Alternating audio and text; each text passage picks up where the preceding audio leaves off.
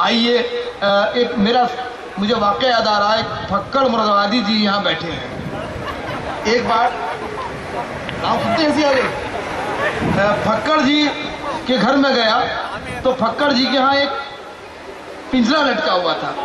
मैंने फक्कड़ जी से कहा कि फक्कड़ भाई, बड़ा खूबसूरत पिंजरा है, इसके अंदर क्या चीज़ बंद है? कहा कशिश भाई, दिख नहीं रहा कि आई साइट कमज़ोर हो गई, इसमें तोते हैं। मैंने यार तोते ये कर क्या रहे हैं? पास जाके देखा तो उसमें दो तोते बंद थे, एक तस्वीर पढ़ रहा था और एक सजदे में पड़ा था। मैंने कहा फक्कड़ जी, बड़ा सूफियाना माहौल है आपके घर का, आपके तोते भी प्रार्थना करते हैं, एक तस्बीह पढ़ रहा है, दूसरा सजदे में पड़ा है। मैंने कहा यार, मेरे मोहल्ले में मेरे एक दोस्त हैं, उनके घर भी एक तोती पल रही है, वो बहुत बदतमीज़ है, बहुत गालियाँ बकती है। मैं सोच रहा हूँ कि वो तोती लाके आपके बिजरे में छोड़ दूँ और इन तोतों की सोबत में रहेगी तो हो सकता है सुधर जाएगी। कहा कशिश भाई ले आइए, आपके दोस्त का मामला है। मैंने कहा ठीक है। तो मैंने लाके वो तोती ये पिंजरे में छोड़ी। जब तोती पिंजरे में पहुंची और पिंजरा बंद हुआ तो तोता तस्बीह पढ़ रहा था। वो सजदे वाले से बोला, उठो मियां, दुआ कबूल हो गई। हज़रात, फक्कड़ मुरादाबादी जी हास्य और व्यंग के शहर जिगर के नुमाइंदा शायर हैं। मैं बहुत अदब से दरख्वास्त कर रहा हूँ फक्कड़ जी से कि आप जोरदार तालियों से खैर मकदम कीजिए फक्कड़ मुरादाबादी जी।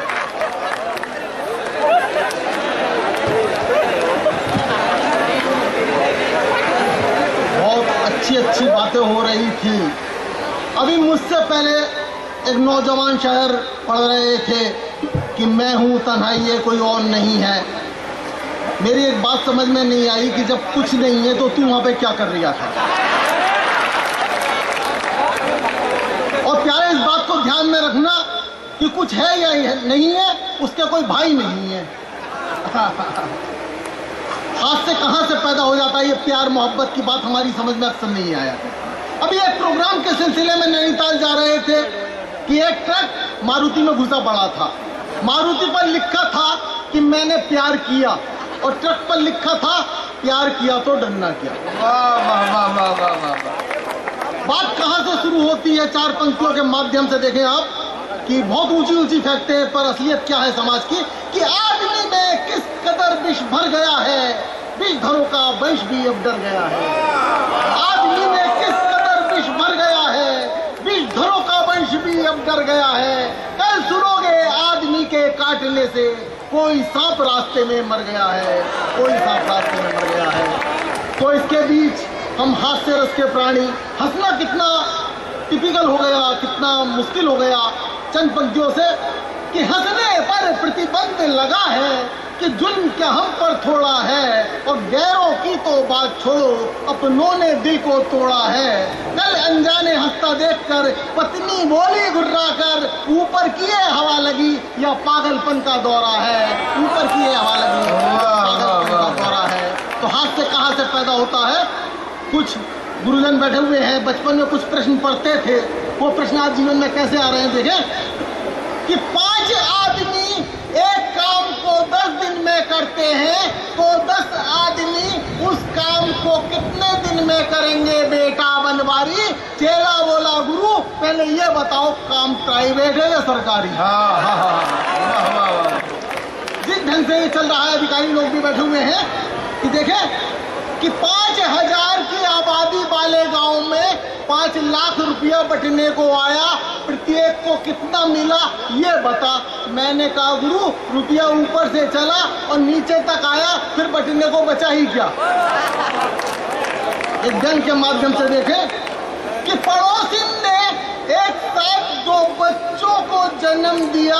पड़ोसी महोदय मुस्कुराते हुए आए, साथ में मिठाई का डिब्बा लाए, बोले फक्कड़ जी, एक साथ 2 बच्चों के आने का राज हमारी समझ में नहीं आता है। मैंने कहा गुरु, आज के समाज में हिंसा इतनी बढ़ गई है, अकेला बालक आते हुए भी घबरा। तो ऐसी स्थिति पैदा हो जाती है। आप माने या ना माने, मुझे बड़ा अच्छा लग रहा है कि आप लोगों की तरफ अंधेरा है। पता नहीं कोई नेता बैठा है या नहीं बैठा। इस देश का सबसे ज्यादा अगर नुकसान हुआ है तो इस देश के नेताओं से हुआ है। बचपन में जिन नेताओं को पढ़ते थे वो कहा करते थे कि तुम मुझे खून दो मैं तुम्हें आजादी दूंगा। आज नेताजी कह रहे हैं तुम मुझे वोट दो मैं तुम्हें बर्बादी दूंगा। कहां से कहां स्थिति आ गई। अभी चंद दिनों पहले, कुछ दिनों पहले एक आयोजन था डॉग शो, हिंदी में कहते हैं कुत्तों की प्रदर्शनी। वहां पर एक मंत्री जी से फीता कटवाया गया। मैंने कहा ये प्रदर्शनी तो कुत्तों की है, यहाँ नेताओं का क्या काम। तो भीड़ में से आवाज आई कि फक्कड़ तुम्हें नस्ल की पहचान नहीं है। और सुने कि कुत्तों की प्रदर्शनी के उद्घाटन हेतु एक नेताजी को बुलाया गया, उनके सुकोमल हाथों से प्रदर्शनी का फीता कटवाया गया। आदत के अनुसार भाषण देते हुए नेताजी ने कहा इन सब के बीच में आकर ऐसा लगता है जैसे मैं अपने परिवार में आ गया, जैसे मैं अपने परिवार में आ गया हूं। उनकी ये बात सुने कुत्ता भौंका, काट खाने को दौड़ा। नेताजी बोले फक्कड़ शायद ये अपनी भाषा समझता है। मैंने कहा गुरु जब एक मोहल्ले का दूसरे मोहल्ले में आता है तो ऐसी भौंकता है। तो ये स्थिति है। ये जो बात कहनी हो साफ साफ कहो, ये प्रेम की बात हमारी समझ में आज तक नहीं है। बड़े सम्मान के साथ बड़े बड़े प्रोग्रामों में जाते हैं, बड़ा सम्मान मिलता है, परंतु घरवाली इज्जत की निगाह से नहीं देखती। और इस बात को आप लोग भी जानते होंगे कि आपकी घरवाली पड़ोसी को इज्जत की निगाह से देख लेगी, आपको नहीं देखेगी। सुने कि जनाजे में पड़े हुए शख्स को देख एक सज्जन बोले बड़ा ही नेक आदमी था, हंसता हंसाता था, वक्त जरूरत दूसरों के काम भी आता था, वक्त जरूरत दूसरों के काम भी आता था। सुनकर के ये बात मृतक की पत्नी बोली बेटा लल्लू इन सज्जन के कहे हुए शब्द मेरे दिल में छा गए, जरा कफन उठा के तो देख हम तेरे बापू की जगह किसी दूसरे की मैयत में तो नहीं आते। तो ऐसी ऐसी स्थिति। अब सिंगार रस की बात होती है, बड़ी दर्दीली बातें कही जाती हैं। सिंगार रस हास्य रस में किस ढंग से ढोया जा सकता है। देखें आप कि सेठ जी ने अपनी काली कलूटी पत्नी से कहा प्रिय जब तुम भैंस के पास खड़ी होती हो तो पहचानने में नहीं है। वाह वाह। कुछ लोग नीचे से शाबाशी दे रहे हैं कि सेठ जी ने अपनी काली कलूटी पत्नी से कहा प्रिय जब तुम भैंस के पास खड़ी होती हो तो पहचानने में नहीं आती हो। पत्नी बोली ठीक है मैं अपनी आदत को तुम्हारी तरह थोड़े ही कर लूंगी, तुम लाख गधों में भी खड़े हो जाओ मैं दूर से ही पहचान लूंगी। परम आदरणीय मेरे गुरु भी हैं, जस्ट जी ने एक रचना के लिए कहा था कि यहाँ तो बहुत सज्जन किस्म के लोग हैं, हम ऐसी ऐसी जगह प्रोग्राम करने जाते हैं जहाँ पर कि कुछ लोग लगा के बैठ जाया करते हैं नीचे। एक प्रोग्राम होता है आंसू कवि सम्मेलन, आंसू कवि वो होता है जो हाथ के हाथ रचना बनाता है। तो बिहार में प्रोग्राम था, हम संचालन कर रहे थे, हमने एक शायर को बुलाया और मैंने कहा कि इस प्रोग्राम को देखें कि किस ढंग से आगे बढ़ाएंगे। तो उन्होंने सुनाना शुरू करा कि अपना एक शेर कि यहाँ से वहाँ तक, वहाँ से यहाँ तक, नीचे लगाए हुए बैठा था वो लट लेके आगे आ गया, बोले यहाँ से वहाँ तक, वहाँ से यहाँ तक, वो लट हिलाने लगा बड़ी जोर जोर से। तो शायर साहब बोले जमी से आसमां तक, आसमां से जमी तक। वो लट हिलाता हुआ बोला कुछ आगे भी है या यही बोलता रहेगा। तो वो झुंझलाते हुए कहते हैं कुछ भी नहीं है हवा ही हवा है, कुछ भी नहीं है हवा। तो ऐसी जगह प्रोग्राम था। बहरहाल हमने वो प्रोग्राम जमाना शुरू करा और हास्य रस में देखें आप कि हमने एक कवि को बुलाया तो उनने सुनाना शुरू करा कि मेरी माँ ने कुत्ता पाला मेरी माँ ने, कि मेरी माँ ने कुत्ता पाला मेरी माँ ने। दूसरी लाइन बन नहीं पाई, नीचे लगाए हुए बैठा था, वो कहने लगा भाया कुत्ता तेरी माँ ने पाला तो भौंकने को यहाँ जो झूला। बड़ी अजीब स्थिति। एक और शायर को बुलाया, मैंने कहा भाई साहब आप प्रोग्राम को जमाइए। तो उन्होंने सुनाना शुरू करा कि जागते रहो जगाने आया हूँ, कि जागते रहो जगाने आया हूँ। नीचे लगाए हुए बैठा था, वो नीचे से चीखने लगा, बोले भाया तू सारी रात यही बोलता रहे, आज यहाँ का चौकीदार नहीं है। प्रोग्राम पिट रहा था। जब प्रोग्राम पिटने लगता है तो शायरा या कवित्री का साथ लिया जाता है। तो मैंने कवित्री को उठाया और मैंने कहा आप प्रोग्राम को जमाइए। तो कवित्री ने बालों को ऊपर झटका दिया और कहती है कि कल वक्त वक्त ने गाल पे अपने ऐसा मारा चाटा और रात स्वप्न में सोते सोते लगा पाँव में कांटा। नीचे भी एक लगाए हुए बैठा था, बोला बहुत पुरानी सुना रही है, मत रोना तू रोया कर, और अगर पाँव में कांटा लागे जूते पहन के सोया।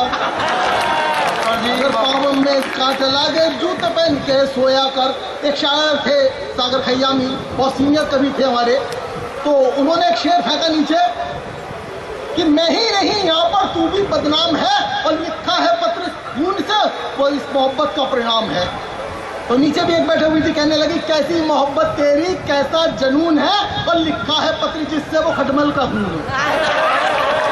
एक और कवित्री को बुलाया तो उन्होंने सुनाना शुरू करा कि कभी चिलमन से ये झांके, कभी चिलमन से वो झांके। नीचे एक लगाए हुए बैठा था, बोला ये ताक झांक करती रहेगी, कुछ आगे भी बढ़ेगी।